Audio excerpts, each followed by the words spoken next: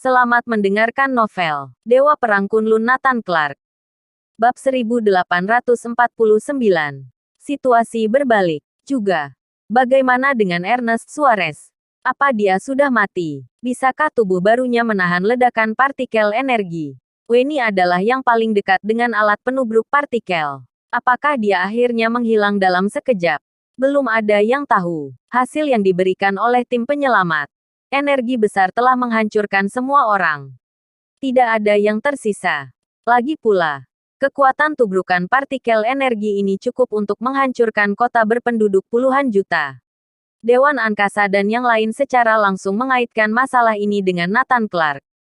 Reputasi kebrutalan Nathan Clark semakin mencolok dari sebelumnya. Dia telah tumbuh menjadi pewaris Dewa Iblis. Seruan perang dari Dewan Angkasa dan klan Seiryu untuk melawannya sangat keras. Setelah dikalahkan, pasukan internasional seperti Richard juga aktif menyerang Nathan Clark dan menekan Dewan Angkasa. Semakin kuat Nathan Clark, semakin besar ancaman bagi mereka. Saat ini, Nathan Clark sedang berjalan dengan linglung. Di sepanjang jalan, dia tidak tahu berapa banyak orang yang dirobohkan olehnya. Bahkan ada pasukan negara luar yang ingin merekrutnya dan menyebut nama Nana. Mengatakan Nana telah mereka culik, lalu meminta Nathan Clark untuk bergabung dengan mereka. Oh ya, Nana muncul di benak Nathan Clark. Kirana sudah celaka. Dia tidak akan mengizinkan Nana mengalami masalah lain. Omong kosong. Di mana Nana berada apa mungkin dia tidak tahu.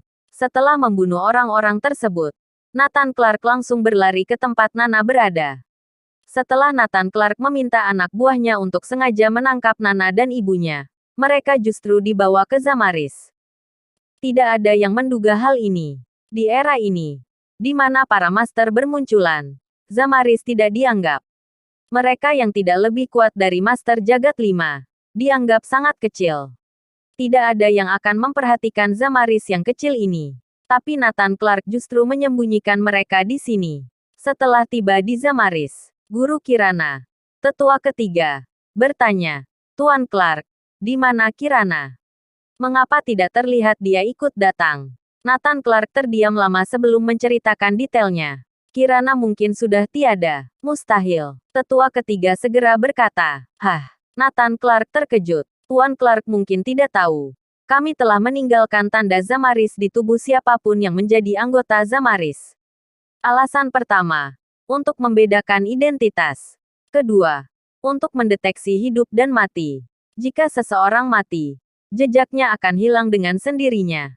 Sederhananya, tanda ini sama dengan chip implan yang sering digunakan Nathan Clark.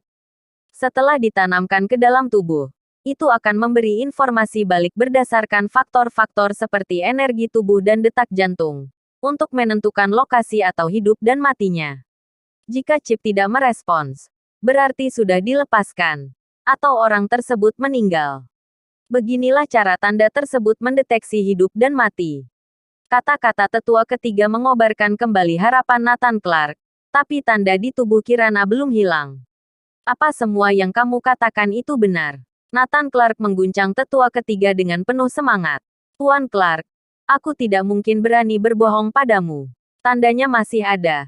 Artinya Kirana masih hidup. Tetua ketiga terkejut. Cliven Fennel dan yang lain juga berkata, ya itu betul. Tanda dia masih ada. Berarti dia masih hidup. Hanya saja tanda Zamaris sangat sederhana. Hanya bisa mendeteksi hidup atau mati. Tidak bisa mendeteksi lokasi. Ya benar. Sayang sekali lokasi spesifik Kirana belum dapat dideteksi. Mendengar kata-kata ini, Nathan Clark menangis gembira. Kirana masih hidup. Bagus sekali. Nathan Clark mulai berlinang air mata. Dia sangat bahagia. Tidak pernah menyangka dia akan menemukan hal ini di Zamaris. Jika dia tidak datang ke Zamaris, dia akan mengira Kirana sudah mati selamanya. Bahkan 7 dewa iblis tidak dapat menemukan petunjuk apapun. Tapi masalah ini diselesaikan oleh Zamaris yang kecil ini. Kalau begitu, Nana dan yang lain harus tinggal di sini. Aku akan mencari keberadaan Kirana lebih dulu. Nathan Clark segera pergi dengan penuh semangat. Pergi mencari Kirana. Bab 1850. Kirana masih hidup. Kirana bermimpi satu kali. Tidak. Tepatnya 2. Mimpi pertama mengulas semua hidupnya mulai dari ingatannya ada hingga saat ini. Dari berkenalan dengan Nathan Clark hingga pernikahan. Kelahiran Nana. Adegan dari masa lalu muncul dengan jelas.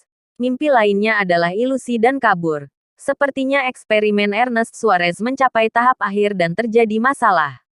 Pada saat itu, tampak ada cahaya yang menyilaukan di depan matanya. Begitu terang hingga dia tidak bisa membuka matanya. Saat membuka matanya, dia samar-samar melihat seorang lelaki tua, tidak terawat. Bahkan bisa digambarkan sangat lusuh. Namun, wajahnya kabur dan sama sekali tidak bisa dilihat dengan jelas. Hanya terlihat garis besarnya saja. Jika Nathan Clark tahu tentang mimpi Kirana, dia pasti akan terkejut. Karena lelaki tua itu adalah guru murah hati. Betul, Kirana masih hidup. Guru Nathan Clark yang menyelamatkannya. Bahkan Nathan Clark tidak mampu menahan ledakan energi yang dihasilkan oleh tabrakan 4 partikel energi. Hanya orang selevel gurunya yang bisa lolos dari ledakan energi semacam ini. Dan berhasil menyelamatkan orang. Cukup menunjukkan betapa kuatnya lelaki tua ini. Mampu menahan ledakan energi ini. Sulit dibayangkan. Seberapa kuat dia. Bangun. Cepat bangun. Kirana bingung. Merasa seseorang mengguncangnya dengan kuat. Dia membuka matanya. Dan yang dia lihat adalah wajah cantik Weni. Dia melihat sekeliling dan menemukan bahwa dia berada di gedung pabrik yang terbengkalai. Weni mengenakan pakaian pelindung usang. Dipadati dengan lubang kecil. Apa yang terjadi? Kirana bertanya. Weni memberi tahu Kirana tentang pengaktifan penubruk partikel energi setelah Kirana pingsan. Lalu bagaimana kita masih hidup? Mustahil. Kita adalah orang biasa. Bagaimana kita bisa selamat? Kirana bingung. Weni juga mengangguk. Ya, kita tidak mungkin selamat. Tapi aku bermimpi. Aku memimpikannya seorang lelaki tua. Sepertinya. Petik 2. Apa? Kamu juga memimpikannya. Aku juga. Itu mungkin bukan mimpi. Tapi benar-benar terjadi. Seru Kirana. Raut wajah Weni juga berubah. Jadi, kita diselamatkan oleh orang tua itu. Kita bukan sedang bermimpi. Keduanya tertegun. Eksistensi macam apa yang bisa menyelamatkan mereka berdua dalam situasi itu? Sangat menakutkan. Menakjubkan. Nona Weni. Apa kamu terluka? Aku melihat penampilanmu sangat mengenaskan. Kirana bertanya dengan prihatin. Apalagi, pakaian pelindung Weni hampir hancur menjadi serpihan. Weni mulai mengamati dirinya. Dan berputar. Aku baik-baik saja. Tidak hanya baik-baik saja. Tetapi aku juga merasa sangat kuat. Hehe. Weni masih mengayunkan tinjunya. Duak. Sebuah kekuatan yang mengerikan langsung mengoyak tanah. Jurang selebar 1 meter dan kedalaman beberapa meter muncul. Terus menyebar hingga 100 meter penuh baru berhenti. Duak. Pabrik terbengkalai ini runtuh dalam sekejap. Di depan mata mereka berdua, sebuah retakan besar dengan panjang 100 meter muncul. Terkejut. Keduanya terkejut. Terutama Weni memandang kepalan tangannya dengan tidak percaya. Sama seperti sebelumnya. Tidak ada perbedaan. Bagaimana bisa dia memiliki kekuatan seperti itu? Duar. Dia mencoba pukulan lain di udara. Akibatnya, terdengar suara guntur. Terlihat jelas menarik sebuah gelombang udara yang panjang. Seperti saat pesawat lepas landas. Ini, wajah Weni penuh dengan ketidakpercayaan. Dia adalah orang biasa. Bagaimana bisa? Mungkinkah dia menjadi seperti Ernest Suarez? Tubrukan partikel memberinya kekuatan super yang menakutkan. Dia mempelajari ilmiah dan tahu lebih banyak dari orang biasa. Banyak manusia super negara adidaya di barat membangkitkan bakat mereka sejak masa kanak-kanak. Atau dimodifikasi secara genetik dengan obat-obatan. Ada juga situasi di mana eksperimen gagal dan tanpa sengaja memperoleh kekuatan super. Kirana, bagaimana denganmu? Cepat coba kekuatanmu. Bersambung.